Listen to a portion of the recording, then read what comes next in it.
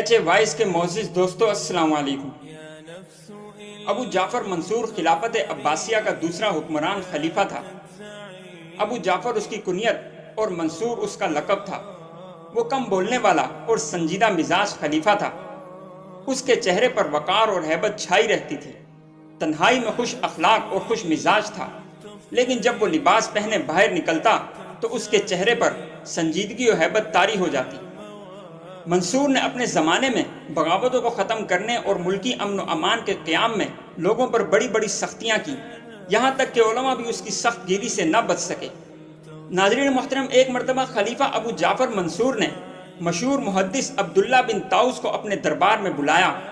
اس وقت دربار میں کچھ جلاد ننگی تلواریں لیے کھڑے تھے جو بادشاہ کے حکم سے لوگوں کا سر اڑا دیتے تھے۔ خلیفہ نے عبداللہ بن طاؤس سے فرمائش کی کہ کوئی ایسی حدیث سنائیں جو آپ نے اپنے والد سے سنی ہوئی ہو۔ اس فرمائش پر عبداللہ بن طاؤس کو گویا ایک بہترین موقع ہاتھ آ گیا کہ وہ خلیفہ کی ناانصافیوں پر اس کو تنبیہ فرمائیں۔ چنانچہ اس وقت انہوں نے یہ حدیث بیان کی جس کا ترجمہ ہے، قیامت کے دن سب سے بڑھ کر اس شخص کو عذاب ہوگا جس کو اللہ تعالیٰ اپنی سلطنت میں سے ایک حصہ عطا فرمائے اور پھر وہ ظلم کرے۔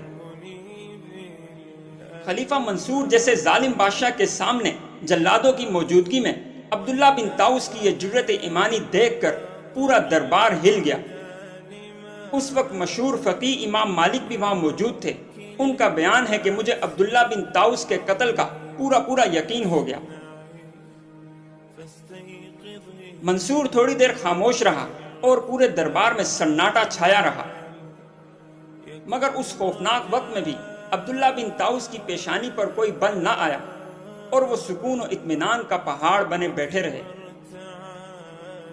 ناظرین محترم، تھوڑی دیر بعد خلیفہ منصور نے عبداللہ بن طاؤس سے کہا کہ آپ ذرا مجھے قلم اور دوات اٹھا کر دیں، تو انہوں نے بے رخی سے انکار فرما دیا اور ارشاد فرمایا کہ مجھے ڈر ہے کہ تم اس قلم اور دوات سے کوئی گناہ کی تحریر لکھو گے تو میں بھی تمہارے اس گناہ میں شامل ہو جاؤں گا۔ یہ سن کر منصور مارے غصے کے سرخ ہو گیا اور عبداللہ بن طاؤس اور امام مالک سے کہا، تم دونوں میرے پاس سے اٹھ جاؤ۔ عبداللہ بن طاؤس خلیفہ کے قہر و غضب سے ذرا بھی مرعوب نہیں ہوئے اور فرمایا، ہم بھی یہی چاہتے تھے، اور اٹھ کر چل دیے۔